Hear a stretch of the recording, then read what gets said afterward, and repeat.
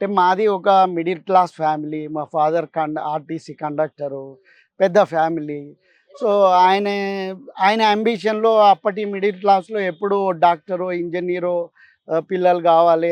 ఆయనకున్నటువంటి పరిస్థితి మళ్ళీ భవిష్యత్తులో మా పిల్లలకు రావద్దు అనేది ఏ ఫ్యామిలీ అయినా కోరుకుంటారు గాబట్టి, ఆయన ఏదో ఇంజినీరింగో, మెడిసినో చేయాలని కోరుకున్నారు. ఇగ అది నాతోటి కాలేదు.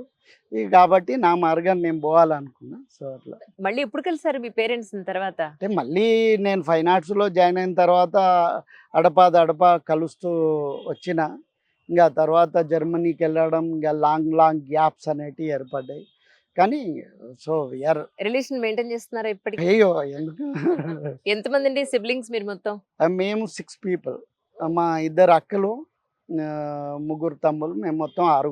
నేను ఎల్డర్ ఇన్ బాయ్స్ అన్నట్టు. మీది లవ్ మ్యారేజ్ అండి? అంటే యాక్చువల్‌గా నేను జర్మనీ నుంచి వచ్చిన తర్వాత సో, బ్యాచిలర్‌గా ఉన్న టైంలో మా మిసెస్ మాకు తెలిసిన ఒక ఫ్యామిలీ త్రూ పరిచయము. ఆమె ఎప్పుడో 1 ఇయర్ క్రితం ఏదో కరస్పాండ్ అయిండ్రు గానీ, అంటే వాళ్ళ తరపున నేను బిజీ ఉండి ఏదో పెద్ద నెగ్లెక్ట్ అయిపోయింది. మళ్ళీ తర్వాత ఒకసారి ఏదో పేపర్‌లో నాది పెద్ద ఆర్టికల్ వచ్చింది. ఓకే. ఓహ్! ఈ అబ్బాయి, ఆ అబ్బాయే అని చెప్పి ఆ రకంగా మళ్ళీ వాళ్ళు అప్రోచ్ అయితే నేను ఆ రోజు ఎందుకో ఫ్రీ ఉన్నా.